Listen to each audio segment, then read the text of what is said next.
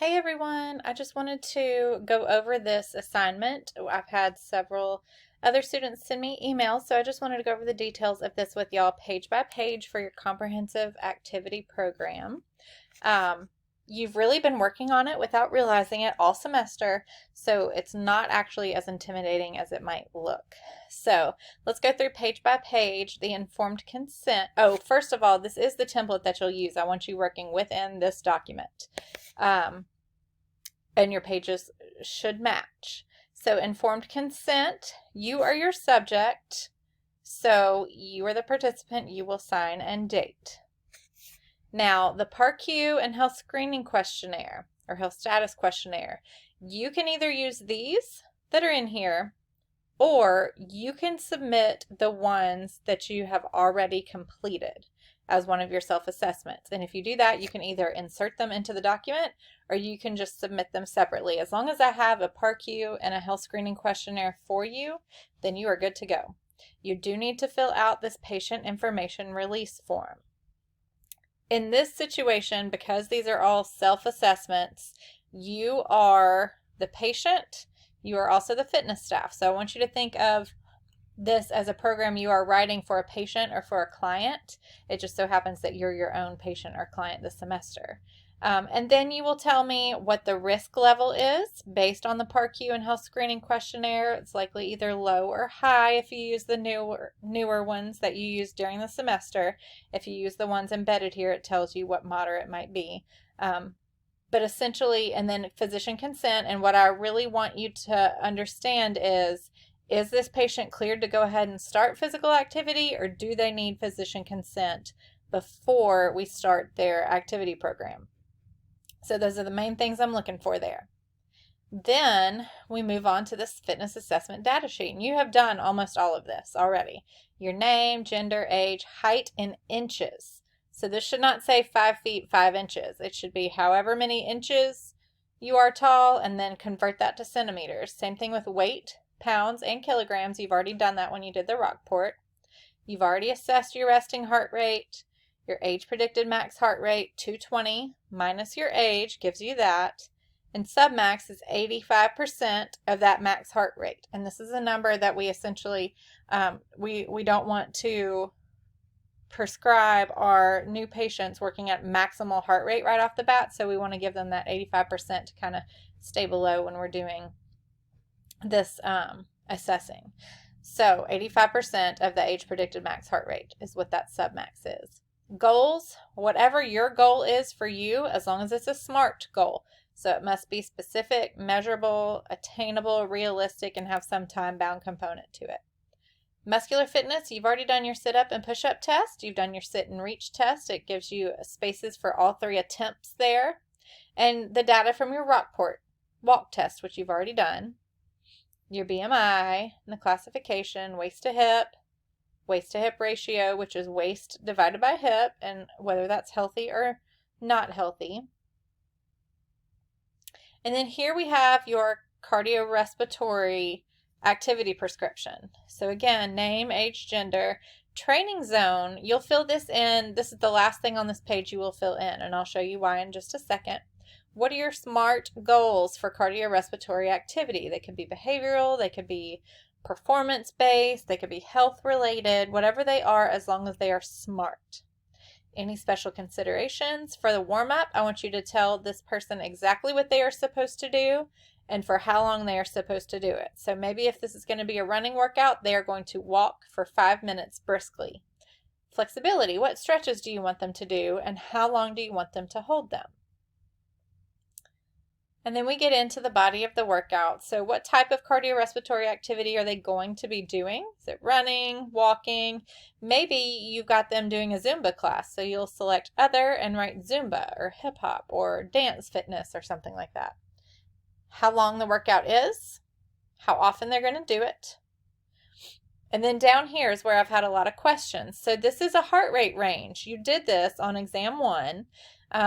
You've got to use the Karpinen formula, which is in your slides and in your book, and I will post a second video of me working out one of these equations, but this is going to be a heart rate range. So for example, it might read 126 to 138 beats per minute. But you've got to have both those numbers in there because we want to find 20% of the heart rate reserve and 40% of the heart rate reserve. And you do those using that Karvonen formula. It's that max heart rate minus resting heart rate times training intensity plus resting heart rate. And again, I will post a separate video of that. But you'll find the two numbers for that range, the two numbers for this range, the two numbers for this range, the vigorous intensity range. And so whatever intensity range you want them working at, that is what you're going to bring up here for training zone. So if you wanted them at low intensity for some reason, you would have used that 126 to 138 beats per minute. Again, those are numbers I just made up. I would have calculated that using the Karvonen formula. And then tell me what you want them to do in their cool down. It can be very simple and for how long you want them to do it. Then we move on to the strength training portion, the muscular fitness. The main things I am looking for here is you are going to write this is one workout session. So they should be able to pick this up, take it to the gym, and do the workout that you have written here.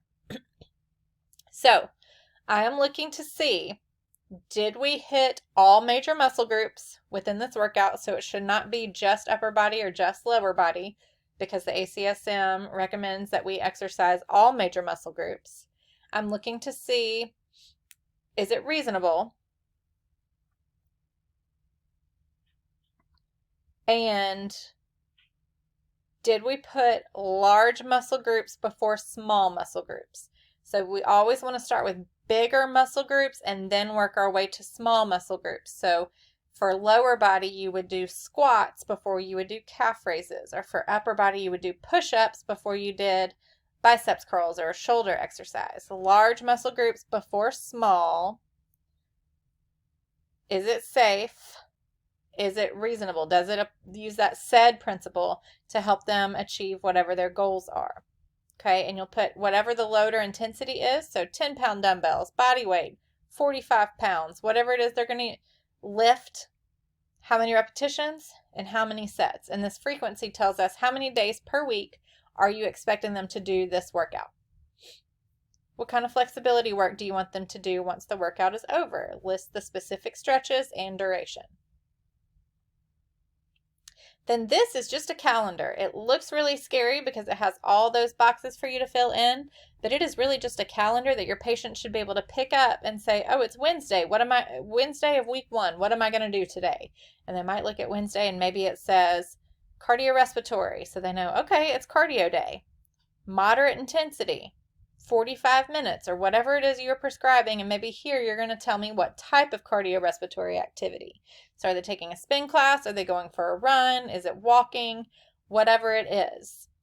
You should make sure by week 4 that this prescription meets ACSM recommendations for physical activity minutes, that it is reasonable and safe for that individual, and I'm looking to see that you progressed some component of the FIT principle, frequency, intensity, time, and type, across the 4 weeks. So maybe their workouts got longer. They had longer durations. Maybe they were starting off at a lower intensity, and by week 4, they can work sometimes at vigorous intensity. Maybe they were doing, Monday was walking, Wednesday was walking, Friday was strength training, and they were resting every other day. And then by the time we get down to week 4, they've got 5 workouts each week instead of just 3. So we have progressed frequency, and we're now meeting those ACSM recommendations. So it's just a calendar. I should see the type of workout they are doing that day, not individual exercises. So I should never see push-ups or lunges on a certain day. I should see strength training. And then if it's maybe you wanted them to do Pilates that day or weightlifting or whatever it is, you can put that in the comments. And then we've got your summary and activity recommendations. This is 3 paragraphs typed. It's laid out very specifically, what I want in those 3 paragraphs in your assignment description. I will host one more Zoom tomorrow. Once I get a look at my schedule, I'll post what time I can do that. And I'm also available one-on-one for Zooms tomorrow. I will be around. I'm happy to answer any questions. So please don't hesitate to contact me. And like I said, look out for that other video with the Carvenin formula. Thanks. Hope that helps.